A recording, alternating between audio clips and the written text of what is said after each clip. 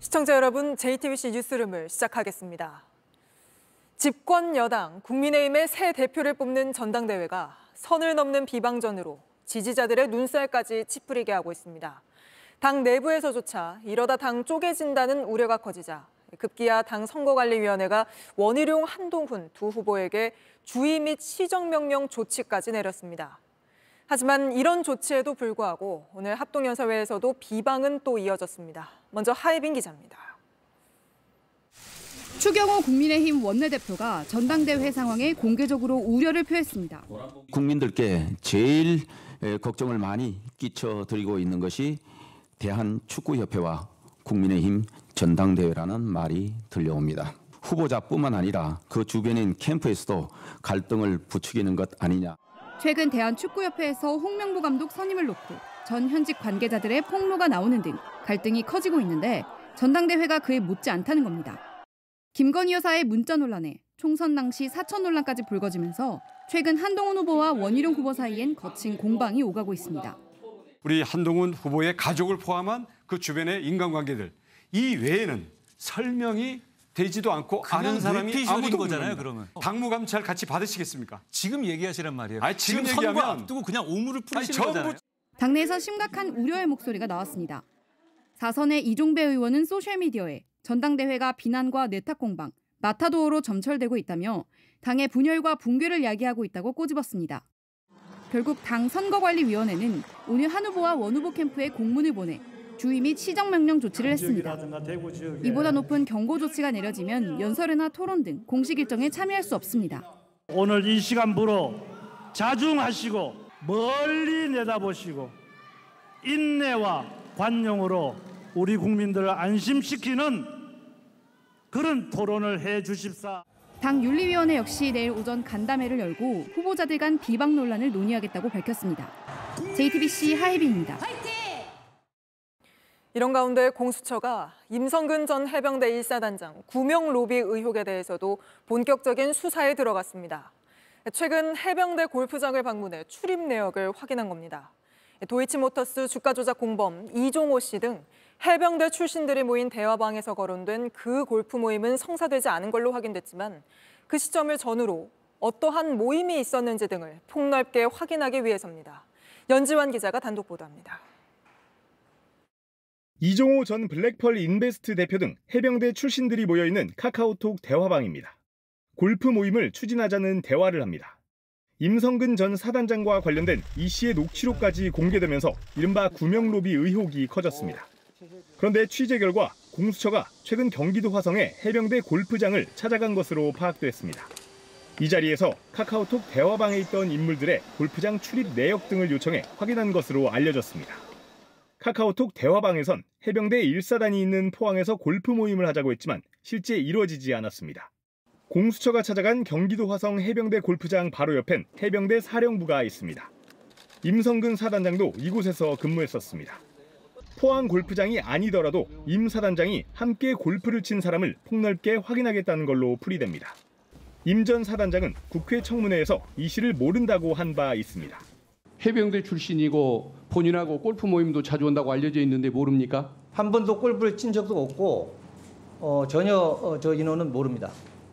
공수처는 출입 명단과 기록을 먼저 확인한 뒤 관련자들을 불러 조사할 계획입니다.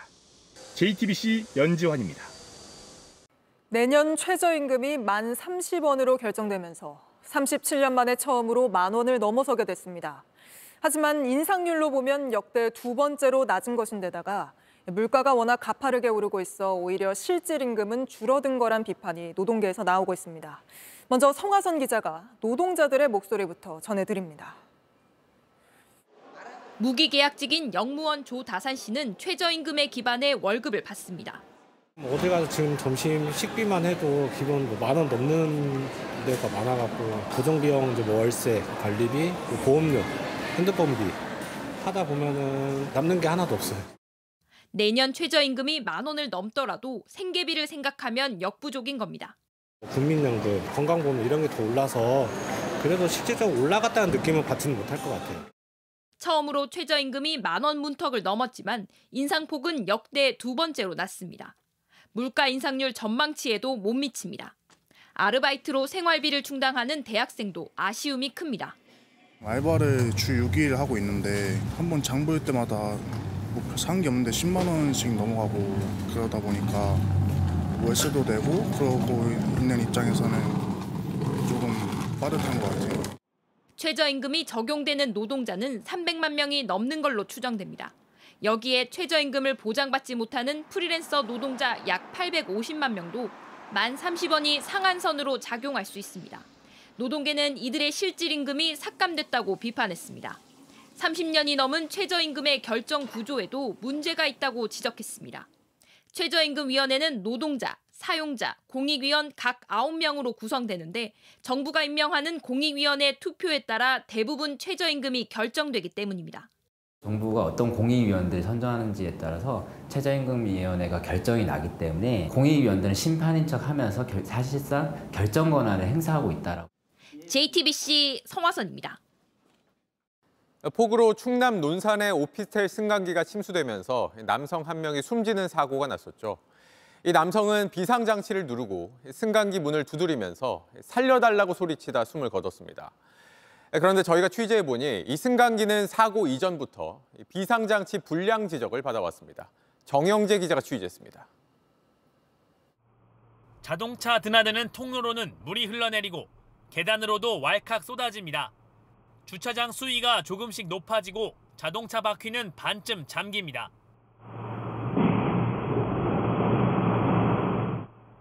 새벽 3시 3분, 7층에 사는 50대 남성이 엘리베이터에 탔습니다. 1분 뒤 지하 1층과 2층 사이 공간에서 멈춥니다. 문을 억지로 열어도 앞이 막힌 겁니다. 이 시점 물은 굽이치며 몰려듭니다. 갇힌 남성은 비상호출 장치를 눌렀지만 아무도 답하지 않았습니다. 살려달라 소리 지르기 시작합니다. 3시 9분 조명이 꺼지고 사이렌이 울립니다.